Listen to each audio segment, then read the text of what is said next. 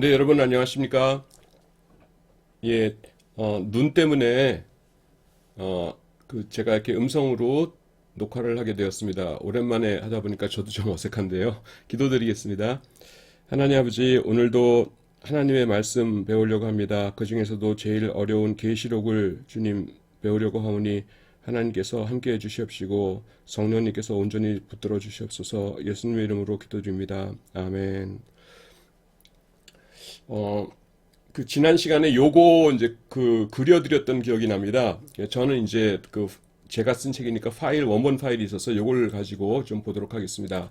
과거주의, 미래주의, 역사주의, 이상주의. 요 파일이 딴 게 아니라 그냥 여러분들 가지신 그 책입니다.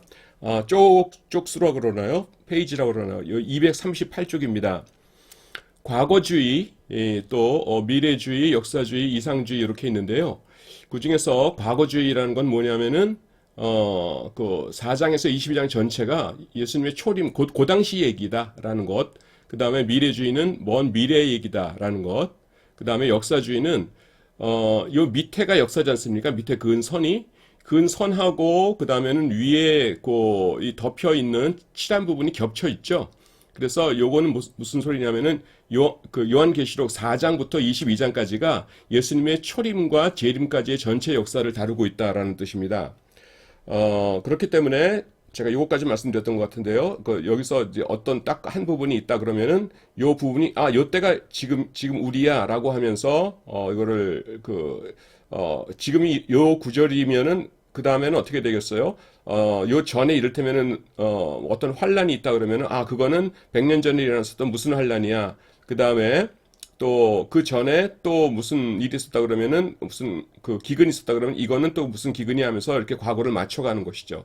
이상주의라는 것은 특징이 뭐냐면 위와 아래가 붕 떠 있죠. 위는 성경 본문이고 아래쪽은 우리의 역사인데 이게 떠 있습니다. 그래서 떠 있다는 건 뭐냐면 그걸 일치시키려고 노력할 필요가 없다라는 것이죠. 예.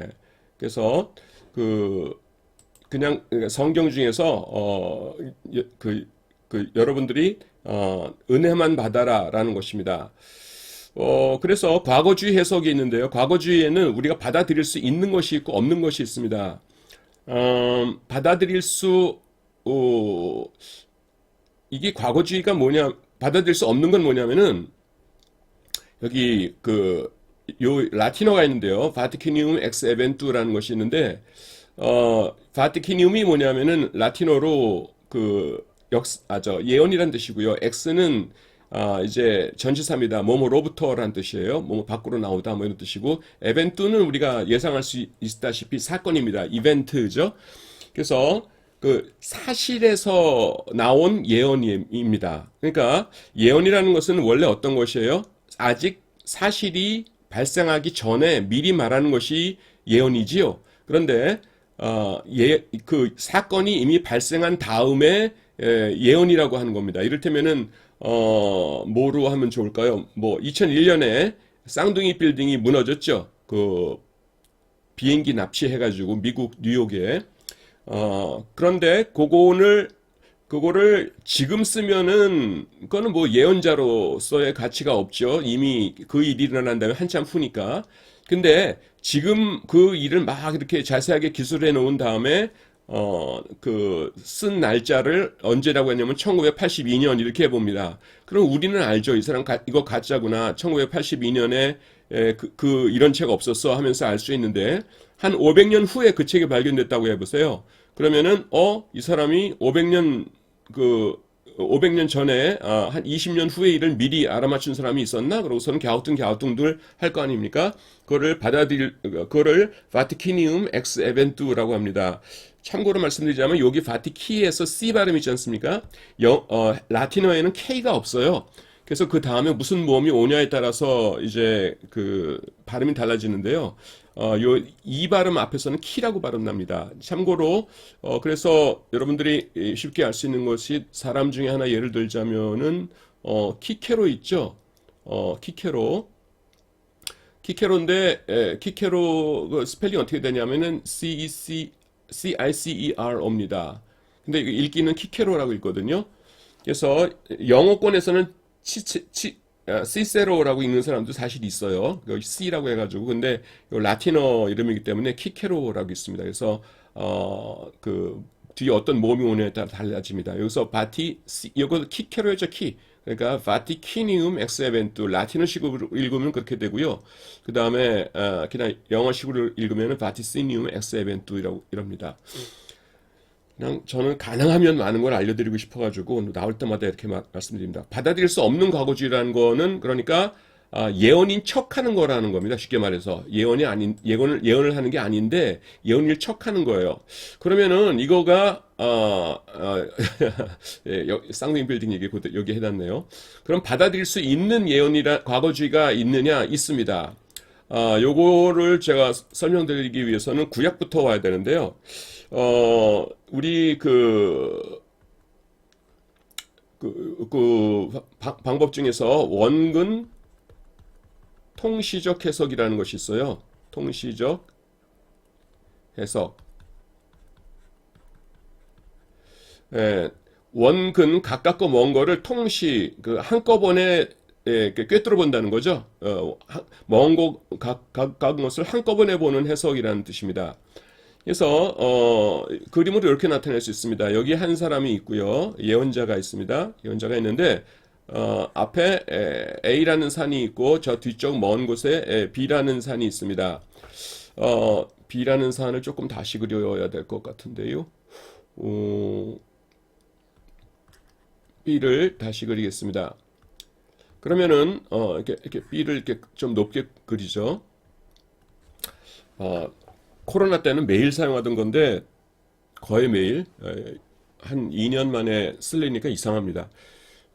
원근 통시적 해석인데 이 사람은 우리가 볼 때는 사람이 여기 있고 그다음에 가까운 데 있는 산이 A고 먼 데 있는 산이 B구나 이렇게 우리가 알 수 있죠.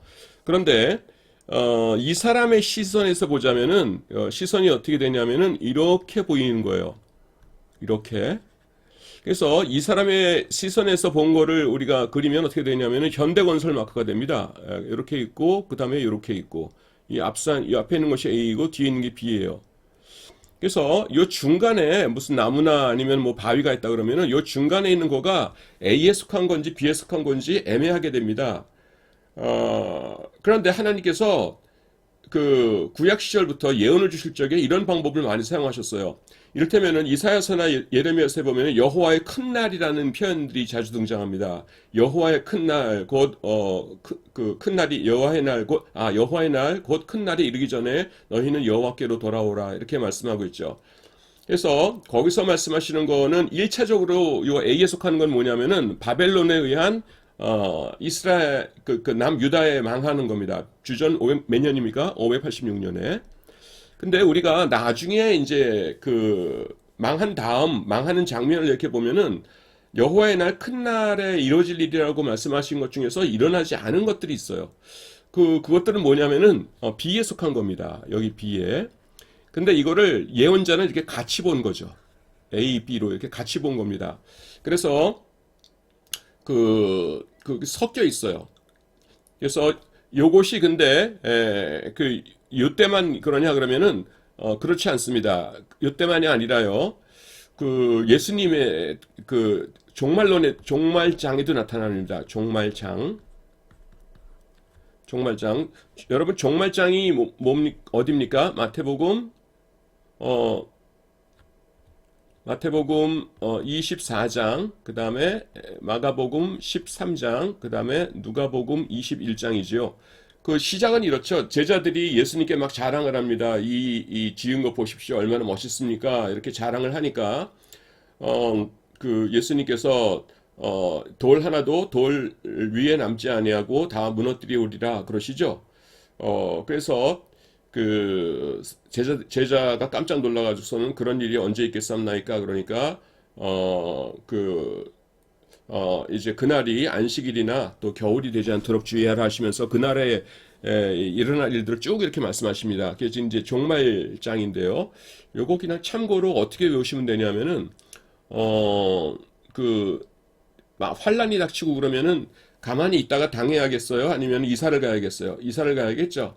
근데 이사를 갔는데도 많이 사람들이 죽습니다. 순교를 하고. 그래서 숫자가 하나씩 줄어들었어요. 2는 1이 됐고요. 4는 3이 됐습니다. 그래서 하나씩 줄었고요. 그다음에 앞에 있는 거를 쭉 이으면은 21이 나옵니다. 간단하죠?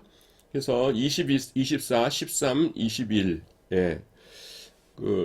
이렇게 저는 그냥 이런 식으로 많이 합니다. 좀 유치하긴 해도 어쨌든 기억나는 게 중요하죠. 그래서 종말장에 보면은 1차적인 것이 무엇이냐 하면은 아까 그리던 그림을 다시 그려야겠는데요. 1차적인 것이 뭐냐면은 그 사람이 이렇게 예언자가 이제 제자들이 있지 않습니까? 그러면 앞에 있는 거는 A는 뭐냐면은 AD 70년에 있을 70년에 있을 그 대환란입니다.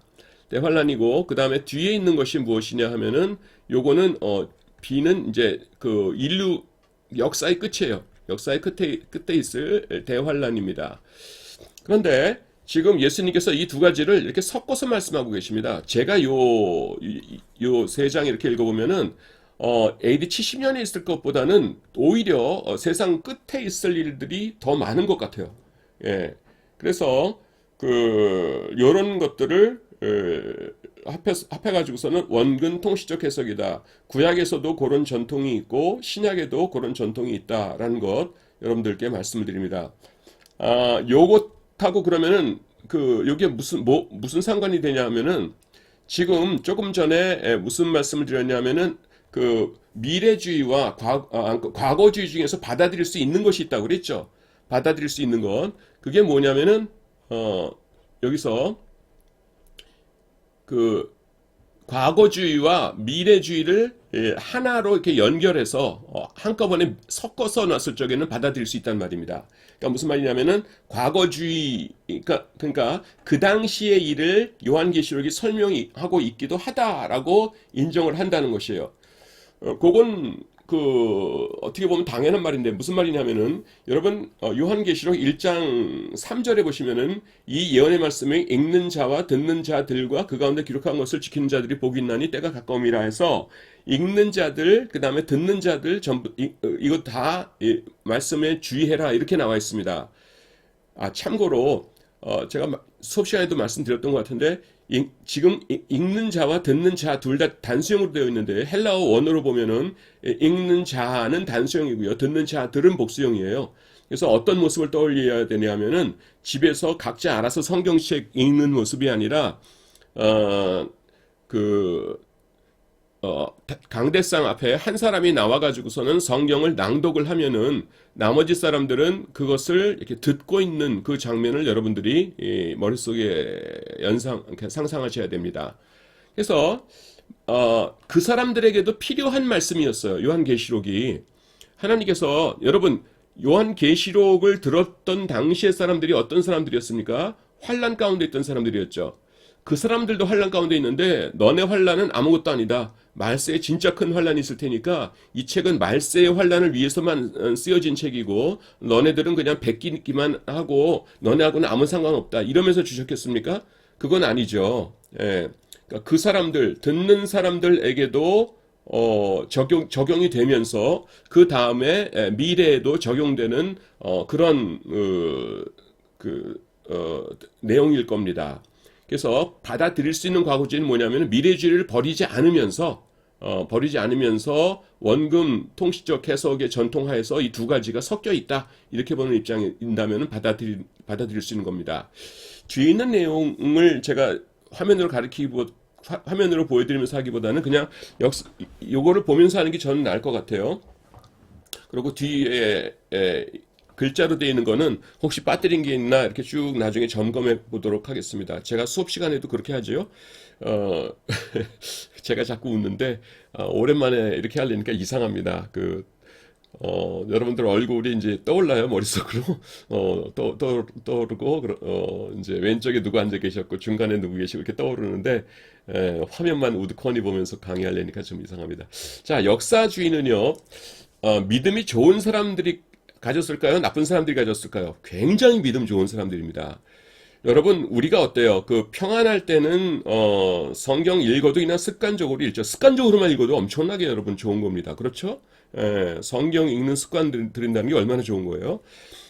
그런데 특별히 어떤 환란을 당하면은요, 어, 그 성경을 막 이렇게 뒤지게 됩니다. 뭘 뒤지냐면은 나랑 똑같은 거 어디 있어? 이런 겁니다. 이를테면은 무슨 병 들었다 그러면은 병든 자에게 예수님께서 하신 말씀 이런 거 막 찾아보게 되고요.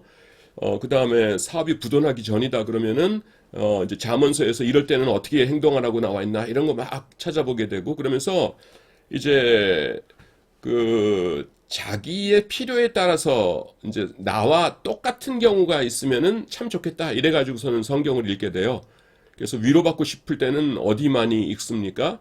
근데 저 같은 경우에는 이사야서 40장부터 66장까지 거기 보시면은 위로하라 위로하라 내 백성을 위로하라 그러면서 저의 복역의 때가 끝났으니 그러면서 이제 진노하시던 하나님께서 위로하시는 것이 나와가지고 참 좋거든요. 그래서 거기를 많이 읽습니다. 근데 역사주의에서는 어떻게 하냐면은 그래 요 말씀이 바로 나야라고 하는 거예요. 그러고 나서 이제 과거로 가가지고서는 말씀해 보니까 요 말씀이 딱 나인데 과거에 큰 지진이 난 거라고 됐거든요. 그러니까 요거는 100년 전에 있던 리스본 포르투갈의 리스본 대지진 그다음에 여기는 그 전에 냈던 환란은 마르크스 아우렐리우스의 무슨 환란 이러면서 뒤를 하나씩 맞춰가는 겁니다. 그거는 예상외로 쉬워요. 왜냐하면은 뭐 지진, 환란 이런 거가 반복되거든요. 역사에서는. 그러니까 하나씩 큰 것들 이렇게 집어가면은 뒤에 나옵니다. 앞으로는 잘 모르겠지만은. 그래서 역사주의라는 것이 굉장히 믿음이 좋은 분들이 사용했던 그런 해석 방법입니다. 그런데 지금은 받아들이는 사람이 아무도 없어요, 이거를. 왜 안 받아들이냐 하면은, 그렇게 믿음이 좋고, 기도를 많이 하셨던 분들이 쓴 책이라면은요, 역사주의 해석 책이, 일치해야 돼요, 서로. 그렇겠죠? 왜냐하면 똑같은 성령님이 감화 주셨을 테니까 일치해야 되는데, 도대체가 똑같질 않습니다. 그래서 예를 들어 보면은요, 동방에서 오는 2만만의 군대가 있다 이러거든요. 그러니까 기독교인들을 침략하기 위해서 동방에서 2만만. 그러니까 그 성경 당시에는 억이라는 단위가 없었어요. 그래가지고서는 동그라미 8개짜리를 나타내려면은 4개로 나눠가지고 2만만 이렇게 해야 됩니다. 그게 억을 표현할 수 있는 길이었어요. 구약에서도 다윗이 죽인 자는 만만이요 사울이 죽인 자는 천천히로다 이렇게 얘기하지 않습니까? 그런 거랑 똑같은 것이죠. 그래서 그 2만만의 군대가 동쪽에서 온다 그러면 중세 시대 때에는 항상 뭐였냐면 여러분 유럽이 기독교 제국이었지 않습니까? 중세 시대 때. 근데 유럽 동쪽에 있으면서 2만만의 군대를 동원할 수 있는 엄청난 군대를 동원할 수 있는 나라 어디였어요? 예, 이슬람 제국들이었습니다. 오스만 투르크, 뭐 사라센 제국, 뭐 이런 것들이죠. 셀주크 투르크, 뭐 이런 것들. 그래서 중세 시대 때 그 역사를 보면은 역사주의 해석을 보면은 2만만의 군대를 항상 이 동방에서 오는 이 그 아랍 계열의 사람들로 이렇게 그 해석을 해 놓았습니다. 그런데 19세기에 영국이 전부 다 식민지로 만들어버리죠. 그 사람들을. 지금 이란, 이라크 뭐 그쪽을. 자기네들이 이제 식민지를 만들고 보니까 하찮게 보이거든요. 그러니까 얘네들이 2만만이라고? 아닌 것 같은데? 이렇게 되는 겁니다. 그래가지고 20세기에 그러니까 지난 세기죠.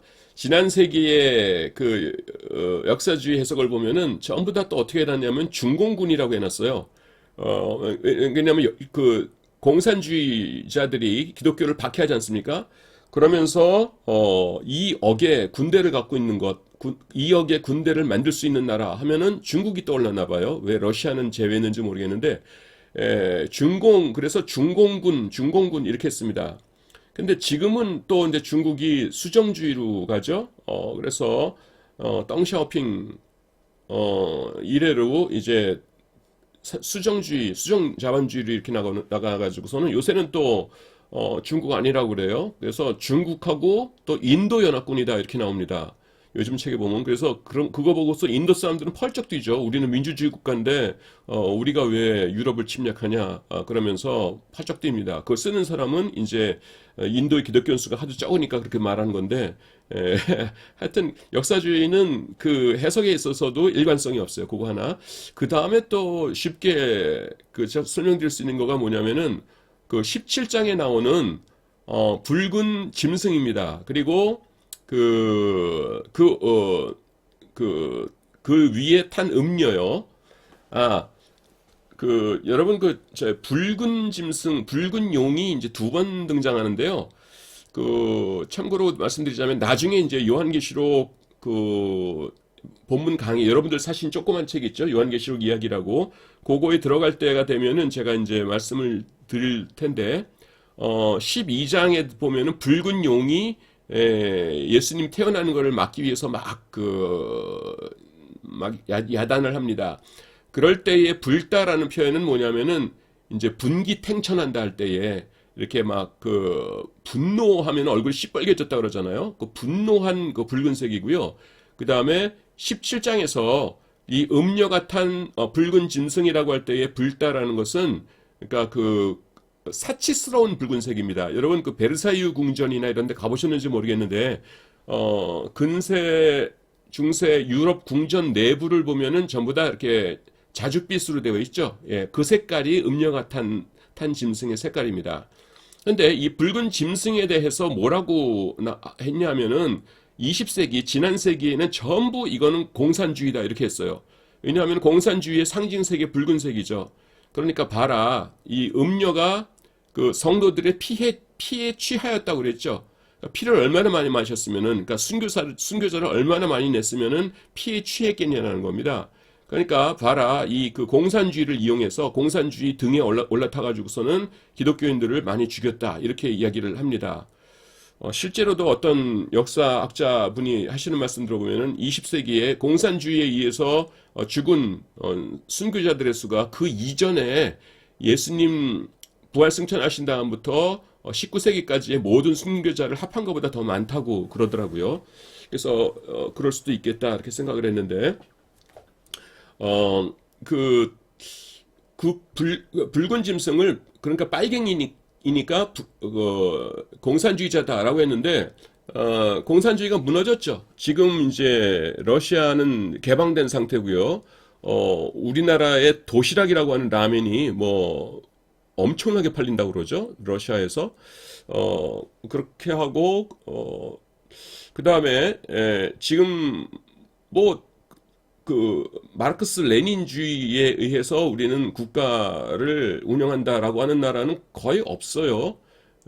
뭐 쿠바 정도 있을까? 근데 쿠바가 붉은 용일 것 같지는 않죠? 쿠바도 많이 변하고 있고요. 그래서 요즘에는 무슨 얘기가 나오냐면은 인터넷이다. 그 붉은 용이 인터넷이다. 이렇게 이야기를 합니다. 조금 좀 황당하죠, 여러분? 인터넷이 갑자기 왜 나와? 그러실 텐데. 그 음녀라는 것이 음란의 영이라는 거예요. 그래서 음란의 영을 사람들에게 이제 옮겨주는 역할, 그 매개체 역할을 하는 것이 붉은 짐승인데, 옛날에는 무슨 플레이보이나 이런 그 외설적인 잡지에 의해서만 음란한 것들이 전해졌는데, 요새는 음란 사이트들을 통해서 전해진단 말이죠. 그래서, 음란의 매개체 역할을 하는 것이 인터넷이다. 그러니까 인터넷이 붉은 용이다. 그러기도 하고, 그 다음에 또 근거가 뭐냐면은, 음란 사이트들, 보시면은, 여러분, 맑은색, 뭐, 파란색, 뭐, 스카이 블루, 아니면은, 뭐, 이런 것들 별로 없고, 불구죽죽하고, 그러니까 좀 어둠침침하고 이럽니다. 표지 보시면은. 그래서, 봐라. 이게 바로 음녀가 탄 짐승의 색깔 아니냐. 음란 사이트들의 배경색이. 그래서, 그래서 인터넷이 바로 이 붉은 짐승이다. 이러는데, 모르겠어요. 또, 몇십 년 지나가면 또 바뀌겠죠. 그래서 제가 역사주의는 별로 그렇게 인기가 없습니다. 너무, 주관적이고, 이제 바뀌기 때문에. 근데 역사주의와 미래주의와의 대조를 좀 설명해 드려야 될 것 같습니다. 여러분, 역사주의는 환란을 당하는 사람들이 주장하는 거라고 그랬죠. 믿음 좋은 분들이. 미래주의는 누가 주장하냐면은, 역사에 있어서 뭐라 그럴까요? 이렇게 지배층에 속하는 사람들이 주장했었습니다. 그러니까 제일 대표적인 것이 중세 가톨릭인데요. 중세 카톨릭에서는 미래주의를 철저하게 주장했어요. 왜냐하면요, 여러분 요한계시록 보십시오. 거기서 왕들, 그 다음에 부자들 이런 사람들이 전부 다 예수님의 협력자들입니까? 예수님의 대적들입니까? 대적들로 나오죠. 그런데 우리가 잘 알다시피 중세 시대 때는 그 교회가 통치자이자 가장 부유한 집단이었거든요. 그러니까 요한계시록이 만약에 지금 그들에게 있어서 지금 적용되는 말씀이다라고 하면은 이렇게 되는 거예요. 그 상류층은 예수님의 적이다. 그런데 우리는 상류층이다. 그러므로 우리는 예수님의 적이다. 이렇게 되는 거예요. 그건 받아들일 수 없죠. 그러니까 어떻게 했냐면은 요한계시록 여기 나오는 말씀은 우리들 시대와는 아무 상관없는 말씀이에요, 여러분. 그런 이상한 눈빛으로 우리 바라보지 말아주세요. 요한계시록에 왕들과 부자들이 나쁜 놈들이라고 나왔지만은 그건 먼 미래에 나타날 나쁜 놈들이고요. 우리랑은 상관없답니다, 여러분. 이렇게 가르쳤다는 것입니다. 그래서 미래주의는 그런 것이 있다는 것 알려드렸고요. 그 다음에 이상주의는 그 앞에 세 가지 것에 이제 지친 사람들이 하는 겁니다.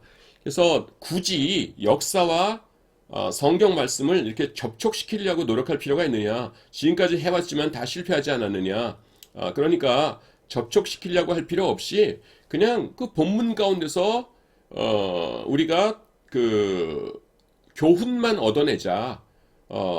그러면 충분한 것 아니냐? 이렇게 보는 견해입니다. 그래서 이상주의는 장점이 뭐냐 하면요. 설교하기가 참 좋아요. 그냥 요한계시록 어디든 본문을 잡아가지고서는 그 안에서 뭐 인내하라든가 하나님만 사랑하라든가 형제를 사랑하라든가 결단을 제대로 해야 된다든가 뭐 이런 그 교훈들만 잡아서 설교를 하면 되는 겁니다. 그러니까 굉장히 쉽겠죠. 이상주의로 하면은 그러면은 이상주의의 단점은 뭐냐 하면은요. 이상주의의 단점은 만약에 이상주의만 배타적으로 옳은 해석이라면은 요한계시록이 그렇게 길 필요가 없다는 것입니다. 무슨 말이냐 하면은 그냥 빌레본서만 하면 돼요. 말세가 되면은 많은 사람들이 너네들을 핍박할 것이고 또 위협할 것이고 또 이렇게 그 회유하기 위해서 이렇게 노력할 것이다. 그리고 또 사탄 마귀의 권세가 이기는 것처럼 보일 때도 있을 것이다. 하지만 내 아들 딸들아 내 백성들아 걱정하지 말아라. 내가 늦지 않게 너희들에게 가가지고 그 악한 원수들 다 때려 부수고 그 다음에 내가 심판을 하고 영원한 천국과 영원한 지옥을 이룰 것이다. 그러니 너희들은 안심하고 꿋꿋하게 견디거라. 끝. 여러분 여기서 더 추가할 것이 있습니까? 사실 주제만 밝힌다면 지금 제가 몇 마디 이렇게 한 거로 그거 주제가 다 나왔지 않습니까? 그래서 그런데 못하러 그 성경 말씀에는 1200 그 50일도 아니고 70일도 아니고 1260일이고 그 다음에 한때 두때 세때도 아니고 한때 두때 반때이고 그 다음에 40주도 아니고 50주도 아니고 42달 동안 그 권세를 받고 이런 자세한 것들은 도대체 무슨 의미가 있냐는 거예요. 그래서 이상주의만 받아들여서는 안 된다라는 것입니다. 그래서 우리 그 개혁주의에서는 어떻게 보냐면은 여기서 과거주의 가운데서 받아들이는 것은 받아들이고요. 못 받아들이는 것은 못 받아들이고 받아들인다는 건 뭐라고 그랬어요? 미래주의와 결합한 것 노라니까 잘 안 보이죠. 이렇게 결합한 것을 우리가 받아들이고요. 그 다음에 역사주의는 좀 갸우뚱해요. 요거는 이제 애매모호합니다. 애매모호하고 그 다음에 이상주의는 받아들여요. 교훈 얻자는데 나쁜 건 없잖아요. 그래서 이렇게 줄을 그세요. 요거는 이제 이렇게 이제 제가 여러분들에게 말씀드린 건데 이렇게 줄을 그세요. 그래서 그 초림 당시의 사건에 대해서는 우리가 관심을 기울 필요가 없어요. 왜냐하면 이제 이미 지나간 사건이기 때문에 첫 성도들에게는 중요했겠지만은 지금 우리들에게는 별 그다지 의미가 없죠. 그래서 초림 때의 해석은 우리가 그런 게 있구나 하는 걸 알면 되고 그 다음에 저는 아직 첫 번째 인을 땜으로써 이제 환란이 시작되잖아요. 첫 번째 인이 떼어지지 않았다고 봅니다. 아직은 인재앙, 그러니까 인재앙하고요. 그 다음에 나팔재앙하고 그 다음에 대접재앙이 있는데 인재앙에서는 4분의 1이라는 숫자가 등장하고요. 나팔재앙에서는 3분의 1이라는 숫자가 등장하고 그 대접재앙에서는 전체 다요. 전체 지구상의 모두에게 미치거든요. 그런데 아무리 제가 생각을 해봐도 인류 4분의 1을 한꺼번에 죽이거나 4분의 1에게 어떤 환란이 오거나 하는 재앙은 아직은 없는 것 같아요. 지금 뭐 우크라이나 전쟁하고 있고 그다음에 이스라엘 전쟁하고 있고 하지만은 극히 일부거든요. 뭐 싸우는 그분들에게는 미안하지만은 그러니까 극히 일부입니다. 그래서 그거를 인재앙의 시작이라고 보기는 아닌 것 같아요. 심지어 1차 세계대전, 2차 세계대전도 그 엄청난 것 같지만은 제3세계 사람들은 거의 연루되지 않았잖아요. 그 유럽하고 미국하고 일본만 싸웠죠. 그래서 요거는 아직 시작 안 된 것 같아요. 그래서 우리가 지금 현재 사용할 수 있는 것은 요거인 것 같아요. 요 이상주의. 그래서 지금 열심히 성경 읽으면서 성경에서 가르치시는 교훈이 뭔가 하는 것에 주의하면서 이제 설교하면서 살다가 여러분 이제 첫 번째 인이 떼어졌다라고 하면은 하나님께서 모든 기도하는 자, 각성되어 있는 전 세계 기독교인들에게 그거를 깨닫게 해주실 겁니다. 저는 그렇게 확신해요. 그래서 인이 시작되었다. 인재앙이 시작되었다. 그러면은 이제 성경을 읽으면서 요 다음에는 뭐구나 이렇게 나간다는 겁니다. 그래서 이것이 우리가 해야 될 일이라고 받아들여야 될 일이라고 그렇게 생각하는 것입니다. 제가 이제 설명은 했고요. 보면서 보겠습니다. 과거주의 해석이라는 것이 있고요. 그 과거주의에는 정통적인 기독교인들이 받아들일 수 있는 것이 있고 다른 하나는 받아들일 수 없는 것이 있다는 것입니다. 받아들일 수 없는 것은 바티키니움 엑스 에벤투 사건이 일어난 다음에 마치 예언인 것처럼 하는 것 이건 받아들일 수 없다고 말씀을 드렸고요. 그 다음에 그 예로 미국의 쌍둥이 빌딩 얘기 말씀드렸죠. 그래서 어떤 사람은 요한계시록이 이런 책이다. 그러니까 사기친 책이다 이런 거죠. 그런 과거주의는 우리가 받아들일 수 없다는 것입니다. 그럼 받아들일 수 있는 과거주의란 어떤 걸까요? 라고 하면은 하나씩 이렇게 여러분이 올리시면은 어질어질 하시죠. 저는 내가 하는 입장이니까 아무렇지도 않은데 나중에 봤더니만 하나하나 올렸더니 어지럽더라고요. 그래서 많이 안 할게요. 근데 어떨 때는 할 수 없이 해야 돼요. 미래에는, 성경에는요, 가까운 미래에 대한 예언과 먼 미래에 대한 예언이 한 본문에 섞여서 등장하는 거 볼 수 있어요. 그래서 바벨론에 대한 예언, 나오고요. 그 다음에 또 예수님의 예언에도, 마태복음 24장, 13장, 21장, 요 마가복음, 누가복음, 요게 뭐라고? 종말장이라고 그러죠? 종말장. 그래서 1차적인 것은 70년에 로마의 디도 장군에 의한 티투스 플라비우스 장군에 의해 이루어질 예루살렘 멸망인데 인류 마지막 날 최후의 심판 직전에 발생할 것들이 같이 등장한다고 말씀드렸습니다. 그래서 이렇게 이런 해석은 우리가 배척할 이유가 없다는 것입니다. 그 다음에 미래주의 해석입니다. 미래주의란 그러니까 예수님께서 최후의 심판하시기 직전 몇 년간의 일들을 요한계시록이 다루고 있는 것이다 라는 것인데 이 해석은 우리가 배척할 이유가 없는 아주 기본적인 해석이죠. 이거를 우습게 생각하는 사람들이 꽤 많습니다, 여러분. 미래주의 해석을. 그러니까 신앙이 없는 사람들은 미래주의 해석이 아니라고 그러고요. 그 다음에 전부 다 과거주의, 그냥 그 당시의 일이다 이렇게 하면서 우리를 비웃어요. 근데 왜 비웃는지 모르겠어요. 믿음이 있다고 하면서 그러니까 우리는 하나님이 존재하신다는 걸 믿죠. 그리고 하나님께서 전지전능하신다는 걸 믿죠.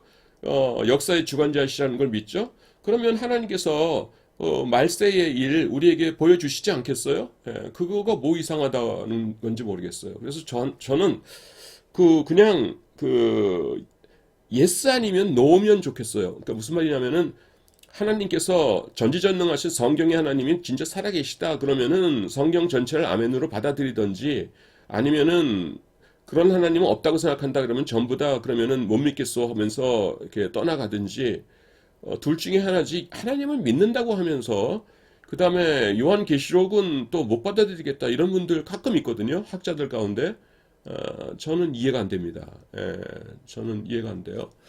그리고 그건 아니죠. 예, 그러니까 하나님을 앞에 굴복하는 게 기독교인이 되는 건데 하나님의 말씀을 내 머리로 재겠다? 그거는 아닌 것 같아요. 예. 하나님 말씀을 두려움으로 받아들이고 순종해야 되는데 물론 저도 그렇게 못 삽니다만은 하여튼 그 원칙은 그렇다는 것을 인정해야죠. 예, 그래서 미래적 해석은 반드시 받아들여야 된다는 것입니다. 그 다음에 미래주의 해석과 사회 지배층, 요건 뭐냐면은 그 조금 전에 말씀드렸던 왕이나 부자 같은 사람들이 그 사회 지배층일 때에 늘 사회 지배층이었지만 기독교인들이 그런 사람들이었을 적에 최선의 해결책은 요한계시록은 지금의 상황과는 아무 상관없는 먼 미래의 일이라고 봤다는 것입니다. 그래서 그 중세시대 때 교회를 제가 예를 들어 드렸죠. 그 다음에 역사주의 해석입니다. 역사주의 해석은 4장부터 22장까지의 내용이 초림부터 재림까지의 실제 역사가 하나하나 대응된다고 보는 해석입니다. 여기서 요거 설명드렸으면 좋겠네요. 그 뭐냐면은 그 성경 해석하시는 분들 가운데서 요한계시록 2장과 3장에 에베소, 서머나, 버가모, 두아디라, 그 다음에 사대, 빌라델비아, 라오디게아 요거가 인류 역사의 단계를 말한다. 이런 분들을 이렇게 해석하시는 분들 꽤 많이 봤어요, 제가. 그냥 우스꽝스러운 거 잠시 쉬시라고 제가 하나 말씀드리자면은 에베소, 서머나, 버가모, 두아디라가 에서버두거든요. 에서버두 그게 2장에 나오고요. 그 다음에 사빌라가 3장에 나옵니다. 그거를 이으면은 에서버두 사빌라 이렇게 외우시는데 애써 벌어둔 돈으로 빌라를 사라 이렇게 외우십시오. 그러면 쉬워요. 애써 벌어둔 돈으로 빌라를 사라. 애서버두 사빌라. 예. 뭐 우리나라에서는 아주 고급 빌라, 뭐 30억 원 넘는 그런 고급 빌라 아니고 일반 서민들이 사는 빌라는 경제적으로는 그러니까 투자할 가치가 없지만은 하여튼 뭐 그렇게 외우십시오. 근데 그래서 이제 에베소 교회가 초대 교회였고 그다음에 서머나 교회가 환란이 극심했던 그 4세기 초까지의 교회였고 그다음에 버가모 교회가 고담 교회였고 해가지고서는 지금이 라오디게아 교회 시대이다 이렇게 하시는 분들이 있거든요.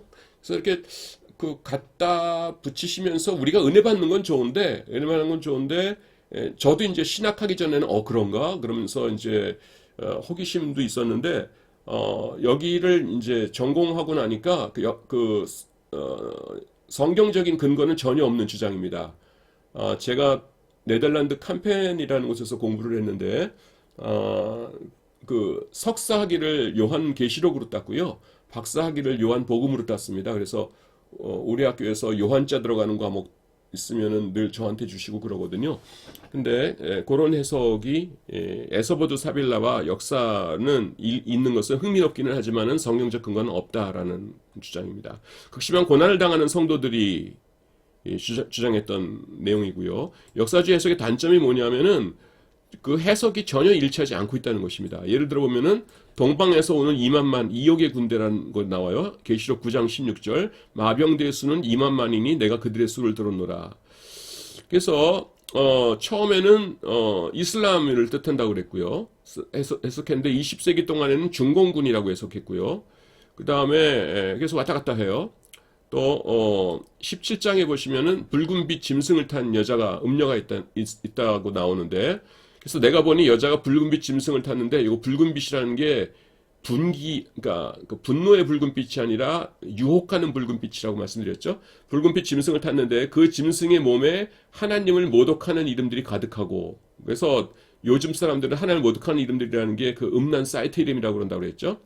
지난 20세기에는 거의 모든 주석가들이 그걸 공산주의라고 얘기했어요. 왜냐하면 공산주의의 상징색이 붉은색이고 많은 사람들이 죽었으니까.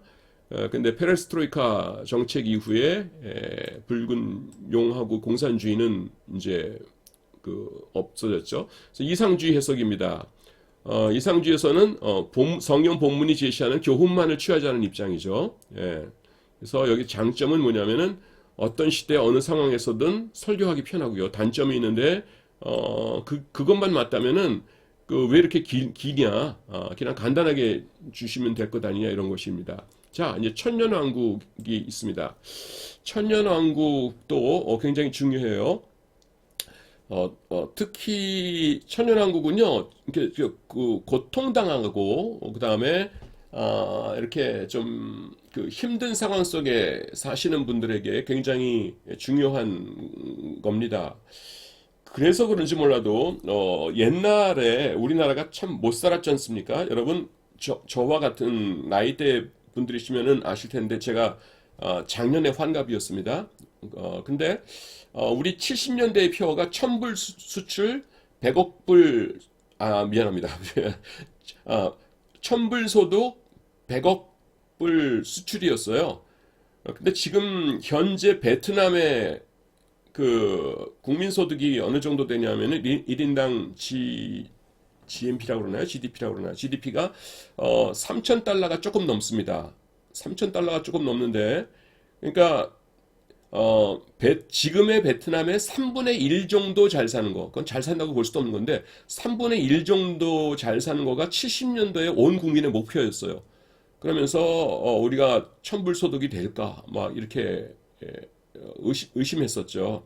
근데 지금은 3만 몇 달러죠. 그래서 지금 굉장히 우리가 하나님의 축복을 받았습니다. 그러다 보니까 천년왕국에 대한 얘기가 별로 없는 것 같아요. 그건 좀 안타깝습니다. 성경 중에서 우리가 무시하는 게 있어서는 안 되는데, 그래서 어려울 때 옛날에는 천년왕국에 대해서 막 얘기가 많았었는데 요즘 들어와 가지고서는 천년설에 대한 관심들이 조금 줄어든 것 같아요. 하여튼 일단 본문을 읽겠습니다. 1장 요한계시록 20장 1절부터 6절까지예요. 또 내가 보매 천사가 무저갱에 없을 그 다음에 바닥 저자입니다. 바닥이 없는 굴이에요. 아래로 깊이 뚫린 굴. 무저갱의 열쇠와 큰 쇠사슬을 그의 손에 가지고 하늘로부터 내려와서 용을 잡으니 곧 옛 뱀이요 마귀요 사탄이라. 잡아서 1000년 동안 결박하여 무저갱에 던져 넣어 잠그고 그 위에 인봉하여 1000년이 차도록 다시는 만국을 미혹하지 못하게 하였는데 그 후에는 반드시 잠깐 노이리라. 또 내가 보좌들을 보니 거기에 앉은 자들이 있어 심판하는 권세를 받았더라. 또 내가 보니 예수를 증언함과 하나님의 말씀 때문에 목배임을 당한 자들의 영혼들과 또 짐승과 그의 우상에게 경배하지 아니하고 그들의 이마와 손에 그의 표를 받지 아니한 자들이 살아서 그리스도와 더불어 1000년 동안 왕노릇하니 그 나머지 죽은 자들은 그 1000년이 차기까지 살지 못하더라. 이는 첫째 부활이라. 이 첫째 부활에 참여하는 자들은 복이 있고 거룩하도다. 둘째 사망이 지옥 가는 걸 말합니다. 둘째 사망이 그들을 다스리는 권세가 없고 도리어 그들이 하나님과 그리스도의 제사장이 되어 1000년 동안 그리스도와 더불어 왕노릇하리라. 이렇게 나오는 것입니다. 여기 천년 이렇게 나오죠. 그래서 천년왕국이 언제 있을 것인가에 대해서 다음에 그림과 같은 세 가지 주장이 있습니다. 그림을 보면서 설명하죠. 먼저 전천년설이라고 있어요. 전천년설은 뭐냐면은 이 천년왕국이 요 박스가 천년왕국인데 천년왕국이 시작되기 전에 예수님이 재림하실 것이다라고 하는 설입니다. 그래서 다른 말로 하면 천년기 전 재림론이라고도 합니다. 후천년설은 뭐냐면은 천년왕국이 끝난 다음에 예수님의 재림이 있을 것이다라고 하는 설입니다. 그래서 다른 말로 하면은 천년기 후 재림론이라고도 얘기합니다. 세 번째는 무천년설인데 특정한 천년왕국이라기 있는 것이 아니라 여기 예수님의 요게 초림이에요. 그거를 안 써놨네요, 제가. 여러분 책에도 그러면 없겠죠?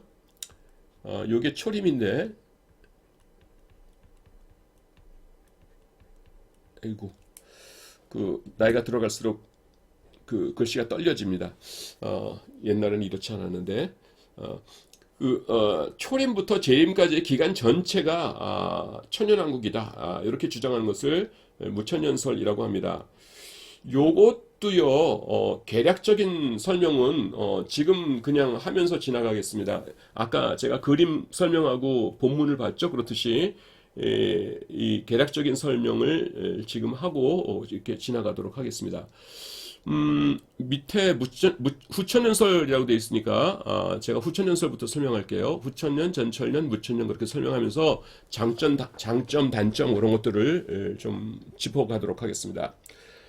어, 그 후천년설은 뭐냐면은 계몽주의 시대 때 생긴 거예요. 계몽주의 시대 때. 그래서 계몽주의 시대라는 게 뭡니까? 인문주의죠. 그래서 사람을 높게 평가하는 중세 시대 때는 그 하나님께 눌려가지고서는 인간이 본연의 역할을 다하지 못했다. 이제 하나님이라는 거 집어치우고 신이라는 거 없다고 가정하고 우리끼리 한번 으쌰으쌰 인간의 잠재성을 최대한 발휘해보자. 뭐 대충 이런 그 주의입니다. 이 사람들이 이제 계몽주의에 접어들면서 천년 왕국이라고 하면은 어떤 시기냐 하면은 전쟁이 없고요. 그다음에는 그 전쟁이 없고 그다음에는 그 질병이 없는 시대거든요.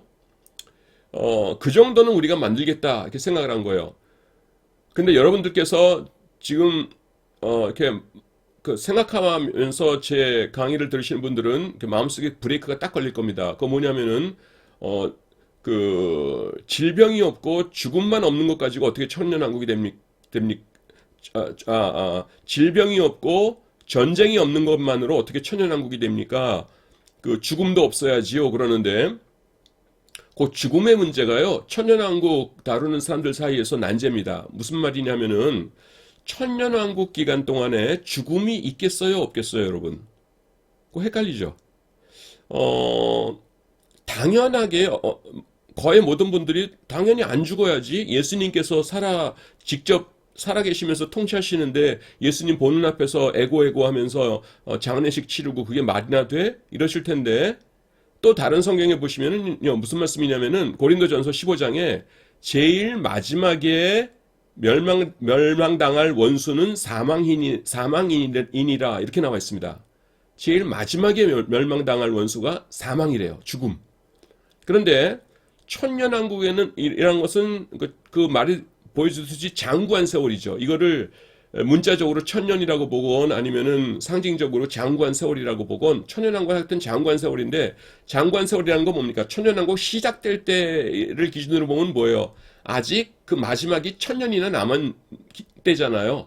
그러니까 이 천년이나 남아있는 때에 사망이 없어진다? 마지막이 아직 아닌데? 그러면 고린도전서랑 부딪히는 겁니다.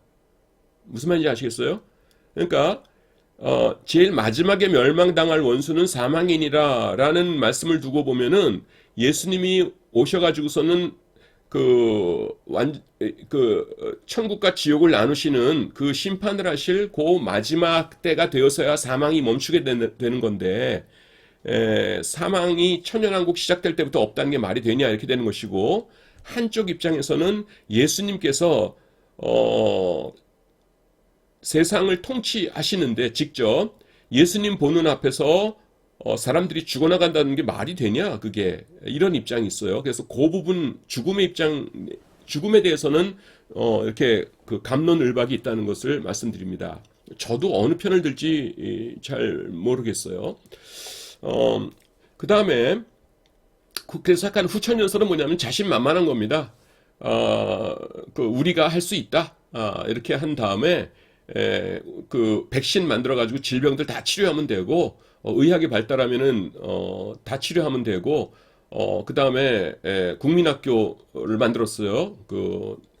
그래서 포스 슐레 이렇게 해가지고서는 사람들을 전부 다 그 기본 교육을 시키고 그러면 예의 발라지고 사람들이 이렇게 좋아지니까 전쟁도 이제 나중에는 점차 없어져 가지고서는 전쟁 없는 세상이 될 것이다.